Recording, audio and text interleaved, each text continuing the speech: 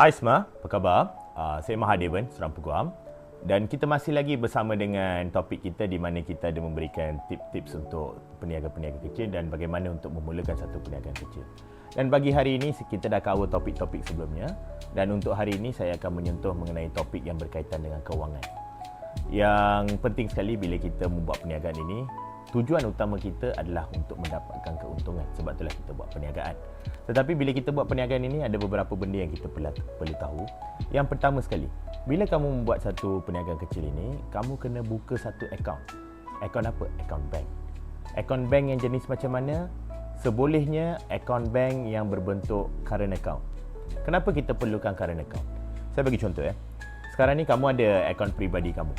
Bila kamu ada akaun peribadi kamu, senang tak kalau kamu nak transfer amount yang besar ataupun nak transfer banyak kali? Dia ada kekangan, dia ada limit-limit dia yang tersendiri. Tetapi bila kamu ada current account ni biasanya adalah untuk kegunaan perniagaan. Dan apa kebaikannya adalah kamu sebenarnya boleh membuat transaksi yang lebih besar, yang lebih kerap dan tidak ada banyak kekangan sebagaimana untuk akaun peribadi kamu itu sendiri.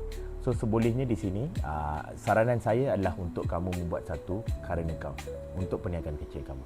Dan kenapa kamu perlukan akaun yang berbeza berbanding dengan akaun asal kamu? Sebab ramai yang berpendapat mungkin, baik saya ada satu akaun je, rimas lah nak buka banyak-banyak bank ni. Tapi apa yang kamu perlu tahu adalah, kamu sendiri ni, kamu perlu tahu berapa keuntungan untuk syarikat kamu. Macam mana kamu nak tentukan? Okey, saya bagi contoh. Mungkin bila kita tanya macam ni, mungkin ramai yang beranggapan bahawa senang kita nak tahu. Okey, katakan kita jual nasi lemak tepi jalan, kita buat gerai tepi jalan. Kita tahu kos bahan mentah semua ni, kita dah tahu. Okey, ini adalah kos saya, so saya tolak dengan untung, saya tolak dengan harga jualan, saya boleh dapat tahu berapa keuntungan saya. Tapi tak, keuntungan kamu ni masih merangkumi banyak benda lain. Bil api, bil air, petrol dan sebagainya. Sebab kamu juga akan perlu kos pengangkutan, kos bahan apik dan sebagainya. So kos-kos ini pada kebanyakan masanya kamu takkan kira.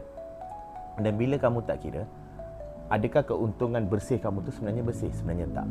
So bila kamu ada satu akaun current ni, apa yang kamu boleh buat? Saranan saya adalah kamu ambil duit modal.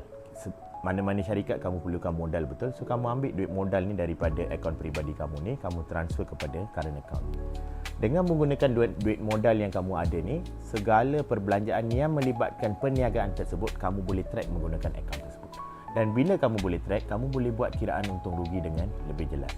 Dan sebagai contoh, mungkin akaun kamu ni dah untung, kamu dah untung balik, pinjaman modal kamu tu sendiri kamu boleh pulangkan kepada diri kamu. Sebab ramai di sini bila dia campur ataupun bila isu kewangan ini bercampur aduk, mereka tak dapat bezakan mana pendapatan yang berdasarkan penggajian dan mana satu pendapatan yang berdasarkan kepada kamu punya perniagaan itu sendiri. Itu yang pertama.